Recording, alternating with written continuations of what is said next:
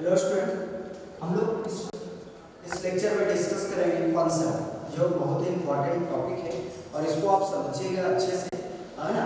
इस पे लगेगा कि जादू की तरह काम हो रहा है, ठीक है, क्योंकि जितना हम लोग पीछे में प्रोग्रामिंग पढ़े उससे थोड़ा अलग होगा।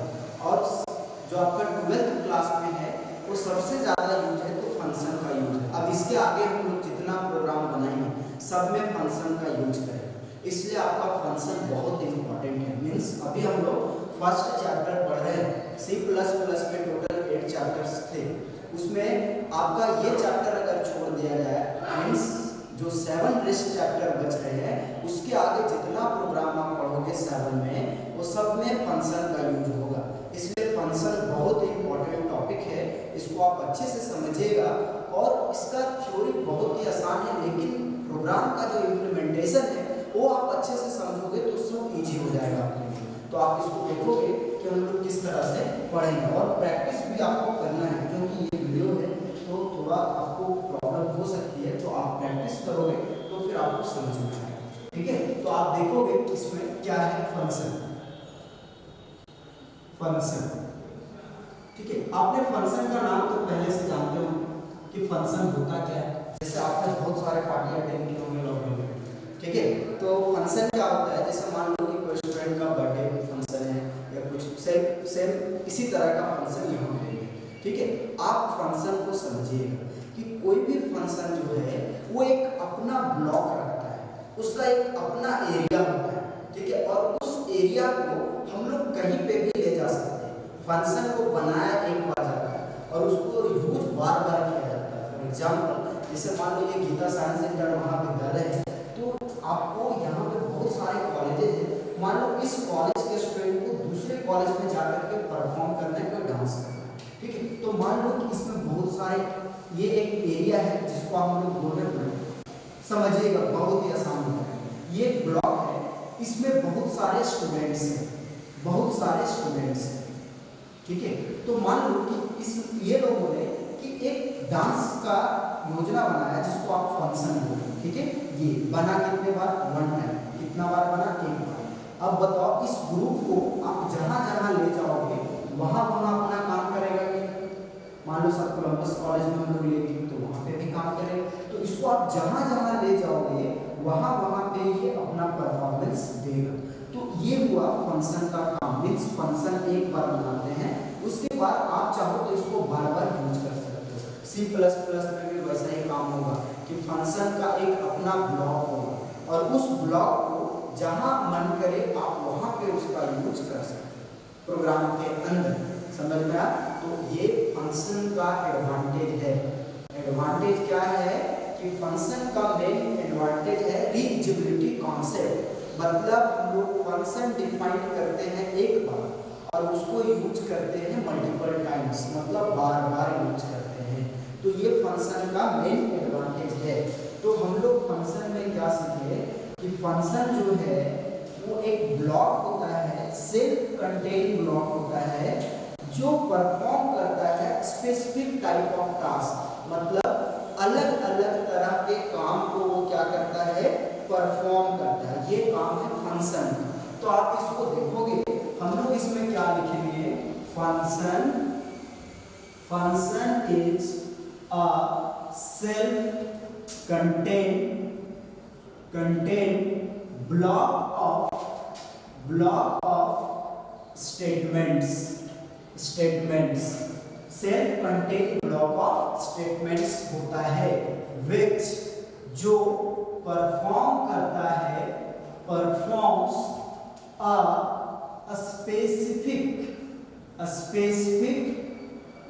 specific type of task, एक अलग तरह के काम को क्या करता है, परफॉर्म करता है। ये फंक्शन का मेन कॉन्सेप्ट है। फंक्शन जो है वो 2 तरह का होता है C++ में। There are 2 types of functions। कितने तरह के फंक्शंस होते हैं, 2 तरह का फंक्शंस होते हैं। पहला जो फंक्शन है वो है आपका क्या है, function pre defined function. Pre defined function या फिर इसको हम लोग लाइब्रेरी फंक्शन भी कहते हैं या फिर हम लोग इसको बिल्ट इन फंक्शन भी कहते हैं। समझ में आया? इतने सारे नामों से जाना जाता है। दूसरा जो है वो आपका है यूजर डिफाइंड फंक्शन। दूसरा कौन सा फंक्शन है? User defined function. सबसे पहले हम लोग समझेंगे प्री डिफाइंड फंक्शन। समझो, प्री डिफाइंड फंक्शन एक ऐसा फंक्शन होता है जो डिक्लेयर किया जाता है हेडर फाइल के अंदर। Pre defined function C++ compiler के द्वारा पहले से डिफाइन किया गया है। समझ में आ रहा है? ये फंक्शन जो है वो यूजर के द्वारा चेंज नहीं किया जा सकता, प्रोग्रामर चेंज नहीं कर सकता। मतलब ये सब फंक्शन का स्पेलिंग, मीनिंग कुछ भी हम लोग चेंज नहीं कर सकते हैं, क्योंकि ये जो फंक्शन है वो बनाया गया था C++ कंपाइलर के द्वारा। समझो, C++ का एक अपना कंपाइलर है, ठीक है। इसके अंदर में आप getch फंक्शन यूज करते हो, clr ser फंक्शन यूज करते हो। इसका हेडर फाइल क्या होता है? conio.h, ठीक है। तो ये एक प्री डिफाइंड फंक्शन है। कौन सा फंक्शन है? प्री डिफाइंड फंक्शन है। कौन सा फंक्शन है? Pre defined. इसका स्पेलिंग में मिस्टेक होगा ना तो आपका प्रोग्राम गलत होता है। इसका काम है स्क्रीन को रोकना। getch फंक्शन क्या करता है? स्क्रीन को होल्ड करता है, जो भी आउटपुट आता है उसको स्क्रीन पे होल्ड करके रखे हुए रहता है। इसका काम है। बताओ, getch फंक्शन को अगर इसका काम है आउटपुट को होल्ड करके रखना कंप्यूटर स्क्रीन पे, तो क्या हम लोग getch की हेल्प से क्लियर कर सकते हैं स्क्रीन को? नहीं कर सकते। तो इसका जो काम है उसी काम के लिए यूज होता है। मतलब हम तो इसके लिए फिक्स हो गए ना। तो फिक्स क्यों हो? क्योंकि हम इसको नहीं बनाए, हमने नहीं बनाया इसको C++ कंपाइलर के द्वारा बनाया गया, जिसके चलते हम लोग इस फंक्शन को सिर्फ यूज कर सकते हैं और इसमें कुछ भी चेंजिंग नहीं कर सकते। एक आपका क्लियर स्क्रीन फंक्शन, तो इसका काम क्या है? स्क्रीन को क्लियर करना। तो क्या ये आउटपुट को होल्ड कर सकता है कंप्यूटर स्क्रीन पे? नहीं कर सकता। तो इसमें भी हम लोग फिक्स हो गए। किसका एक ही काम है, क्या करता है? आउटपुट को होल्ड करके रखता है कंप्यूटर स्क्रीन को क्लियर करता है, बस एक ही काम है इसका। तो ये सब जो है वो एक प्री डिफाइंड फंक्शन है, इसलिए इसका काम फिक्स है। इसके काम में हम लोग कोई भी चेंजिंग नहीं कर सकते और ये हेडर फाइल के अंदर डिफाइन होता है। समझ में आया? तो हम लोग इसमें क्या क्या सीखे? हम लोग ये सीखे, अगर प्री डिफाइंड फंक्शन आता है, कभी कभी एग्जाम में आता है, ठीक है, कि what do you mean by pre defined function? Pre defined function के द्वारा आप क्या समझते हो? तो हम लोग यही समझते हैं कि pre defined function C++ compiler के द्वारा डिफाइन किया गया है। वो सब फंक्शन को चेंज, उसका मीनिंग जो है वो चेंज नहीं किया जा सकता है प्रोग्रामर के द्वारा। उस फंक्शन को सिर्फ हम लोग यूज कर सकते हैं जब प्रोग्राम में जरूरत पड़ेगा। समझ में आया? हम लोग सिंपल लिख सकते हैं, ठीक है। क्या लिख सकते हैं? Pre defined function is declared inside the C++ header file, ठीक है। These functions cannot be changed by the programmer. समझ में आ रहा है? ये फंक्शन प्रोग्रामर के द्वारा चेंज नहीं किया जा सकता है। These function can only be used by the programmer whenever this will be required, ठीक है। जब इसका क्या होगा? जरूरत पड़ेगा तब हम लोग इसका यूज कर सकते हैं। समझ में आ रहा है? बाकी इसमें कुछ भी चेंजिंग नहीं कर सकते हैं। तो बताओ प्री डिफाइंड फंक्शन में क्या क्या होगा? डेफिनेशन आपको मिल जाएगा नोट्स में, तो आप इसको देखोगे। प्री डिफाइंड फंक्शन में आपका हो जाएगा getch function, clr ser function, ठीक है। ये किसके अंदर आता है? conio.h हेडर फाइल के अंदर। जैसे math.h का आप यूज करते हो तो उसके लिए हम लोग sqrt फंक्शन यूज किए हैं, ठीक है, और pop फंक्शन यूज किए हैं, ठीक है। abs एब्सोल्यूट फंक्शन यूज करते हैं हम लोग, log फंक्शन यूज करते हैं। मतलब मैथ से रिलेटेड जितना फंक्शन होता है वो सब math.h के अंदर आता है। तो ये सब जो है वो आपका प्री डिफाइंड फंक्शन है। कौन सा फंक्शन है? प्री डिफाइंड फंक्शन है, ठीक है। एटसेट्रा ऐसे फंक्शन बहुत सारे हैं C++ में। तो ये सब फिक्स फंक्शन है, ये सब में हम लोग चेंजिंग नहीं कर सकते। अब एक आता है टर्म यूजर डिफाइंड फंक्शन। कौन सा function? User defined function user के द्वारा डिक्लेयर किया जाएगा और उसका नाम काम सब यूजर के द्वारा दिया जाएगा। यूजर उस फंक्शन को जैसे चाहे वैसे यूज कर सकता है, उसमें जो मर्जी वो चेंजिंग कर सकता है, वो यूजर के लिए बनाया जाता है। और यूजर मीन्स जो फंक्शन को यूजर डिफाइन करता है उसको हम लोग यूजर डिफाइन फंक्शन कहते हैं। ठीक है, a function which is defined by the programmer is called user defined function. एक फंक्शन जो डिफाइन किया जाता है इसके द्वारा, प्रोग्रामर के द्वारा, उसको हम लोग यूजर डिफाइंड फंक्शन कहते हैं। समझ में आया? देखो इसमें आपके ऊपर डिपेंड करता है आप इसमें क्या क्या लेते हो। तो हम लोग एक मान लो एक फंक्शन बनाते हैं, फॉर एग्जांपल यहाँ पे हम लोग यूज करेंगे return type. Return type use करेंगे, बना रहे फंक्शन, इसका सिंटैक्स है यूजर डिफाइंड फंक्शन का, समझिएगा सिंटैक्स क्या है। और उसके बाद रिटर्न टाइप के बाद आपको लिखना है फंक्शन नेम, जो भी फंक्शन का नाम होगा।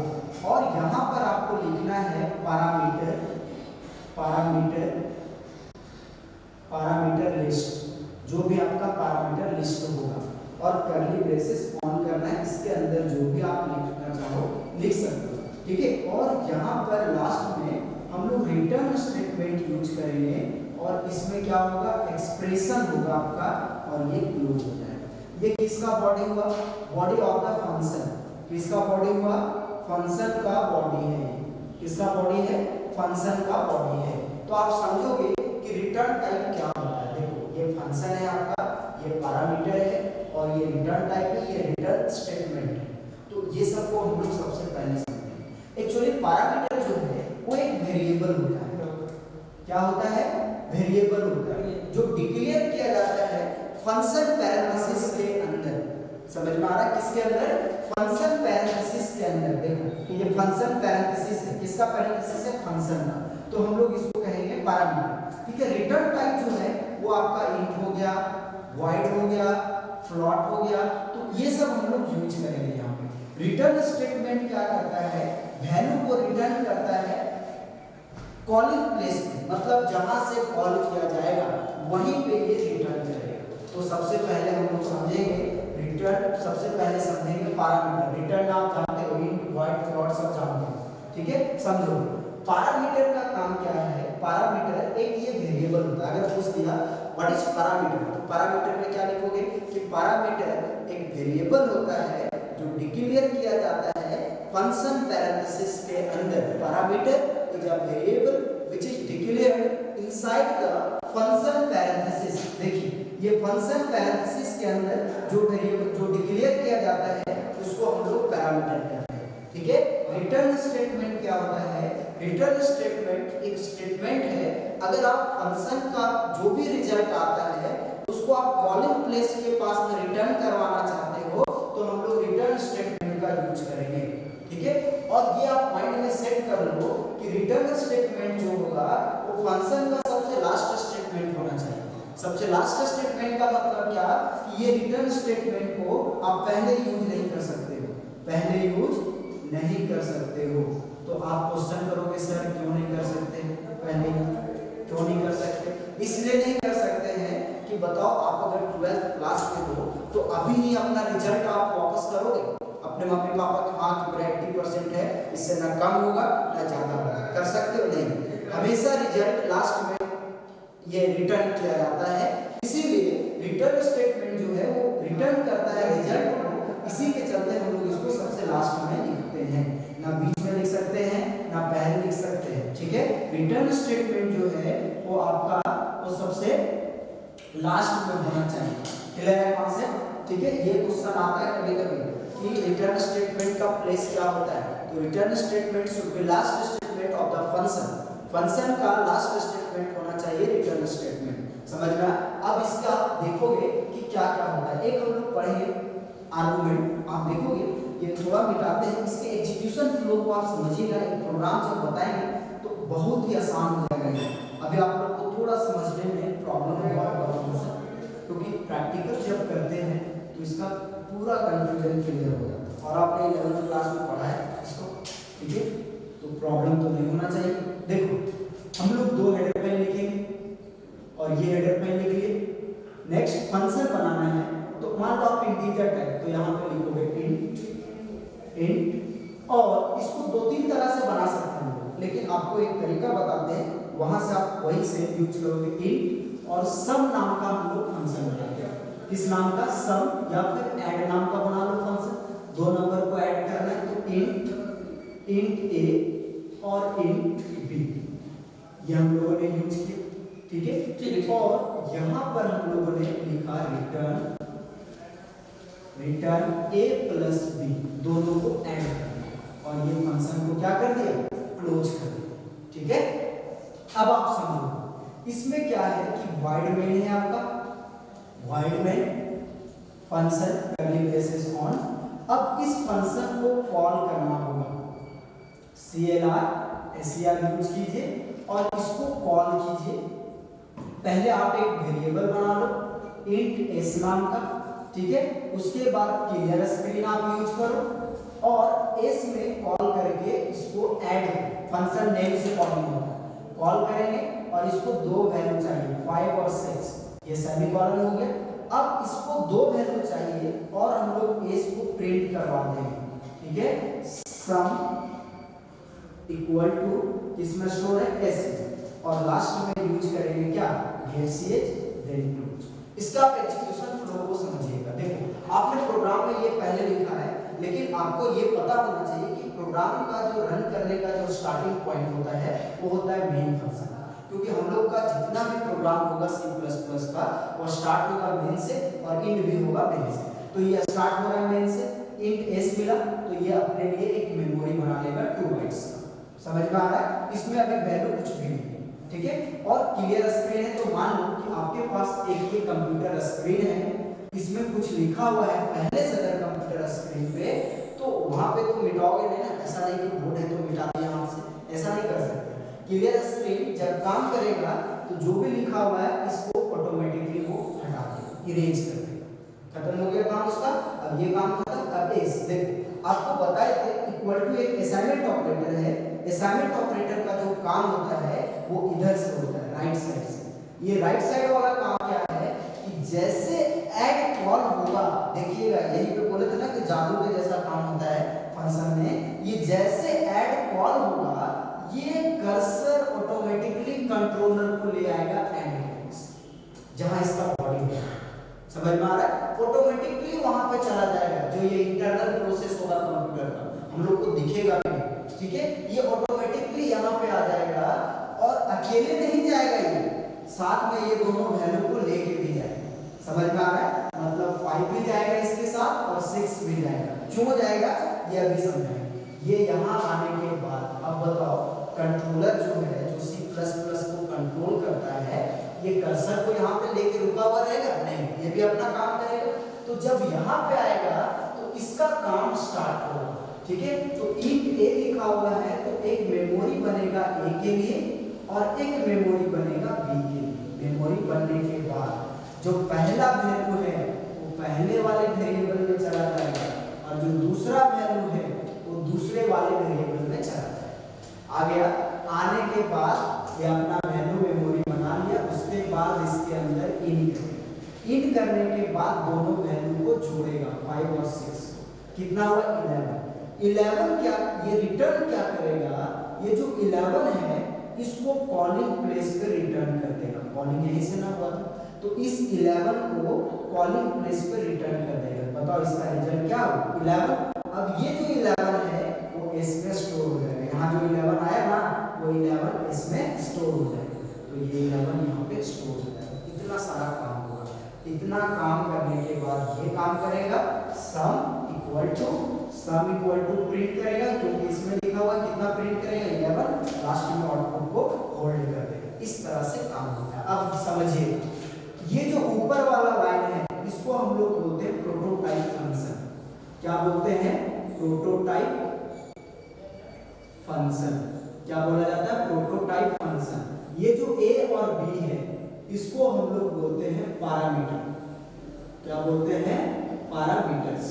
दो है तो पैरामीटर्स। समझ में आया? ये हुआ रिटर्न स्टेटमेंट। ये जो दो वैल्यू पास किए हैं इसको हम लोग बोलते हैं आर्गुमेंट्स। क्या बोलते हैं? आर्गुमेंट्स। क्लियर। और ये जो पूरे कॉल किए इसको हम लोग बोलते हैं वैल्यू को बोलते हैं आर्गुमेंट, और ये जो पूरा फंक्शन जो कॉल हुआ इसको हम लोग बोलते हैं फंक्शन कॉलिंग। क्या बोलते हैं? Function calling. और ये जो बॉडी बना ये इसको हम लोग बोलते हैं फंक्शन बॉडी। क्या बोलते हैं? Function body. ठीक है, तो आपके एग्जाम में पूछा जाता है कि what is parameter, what is argument, what is prototype function, ये पूछा जाता है। तो आप सिंपल यहां से डिफाइन करोगे पैरामीटर इज अ वेरिएबल। क्या है? वेरिएबल है जो डिक्लेयर किया जाता है फंक्शन पैरेंथेसिस के अंदर। देखो ये पैरेंथेसिस है ना, इसके अंदर में जो डिक्लेरेशन होता है वेरिएबल का उसी को हम लोग बोलते हैं पैरामीटर। तो एक बार ध्यान से सुनोगे पैरामीटर का डेफिनेशन। पैरामीटर में क्या बताया कि पैरामीटर एक वेरिएबल होता है जो डिक्लेयर किया जाता है फंक्शन पैरेंथेसिस के अंदर। याद रहेगा, इसको आप इंग्लिश में लिख लो। क्या लिखोगे? Parameter is a variable which is declared inside the function parenthesis. Clear? ठीक है। अब उसके बाद आपसे पूछा जाएगा प्रोटोटाइप फंक्शन। तो फंक्शन का जो डिक्लेरेशन होता है, जो हम लोग नाम देते हैं फंक्शन का, उसको हम लोग बोलते हैं फंक्शन प्रोटोटाइप फंक्शन। क्या बोला जाता है? Prototype function. ये जो ऐड लिखा हुआ है ना, ऐड फंक्शन बना, जो ये ऊपर वाला लाइन है इसको हम लोग बोलते हैं फंक्शन डिक्लेरेशन। इसी को हम लोग बोलते हैं prototype function. Declaration of a function is known as prototype function. Function के डिक्लेरेशन को हम लोग कहेंगे प्रोटोटाइप फंक्शन। याद रहेगा। Next argument. आर्गुमेंट किसको कहते हैं? आर्गुमेंट जो है वो एक वैल्यू होता है, ठीक है, जो पास किया जाता है किस समय? फंक्शन कॉलिंग के समय। ठीक है, फंक्शन कॉलिंग के समय ये पास किया जाएगा, या फिर कहां पे पास किया जाएगा? जहां पे फंक्शन कॉल किया जाएगा। ये किस प्लेस पे कॉल किया जाएगा? जहां पे फंक्शन आपका ये कहां पे पास किया जाएगा? जहां पे फंक्शन आपका कॉल किया जाएगा। ये इसका मेन पार्ट है। तो हम लोग सिंपल लिखेंगे कि आर्गुमेंट जो है ये एक वैल्यू होता है जो फंक्शन को कॉल करते समय पास किया जाता है। याद रहेगा आप लोगों को। तो ये था फंक्शन का इंट्रोडक्शन। अगले वीडियो में हम लोग देखेंगे, ठीक है, आर्गुमेंट कौन ये जो होता है आपका, ठीक है। एक हम लोग देखेंगे रिकर्सिव फंक्शन जो सबसे ज्यादा इंपॉर्टेंट है आपके एग्जाम के पॉइंट ऑफ व्यू से, ठीक है। तो ये सब हम लोग देखेंगे अगले लेक्चर में, ठीक है। Thank you.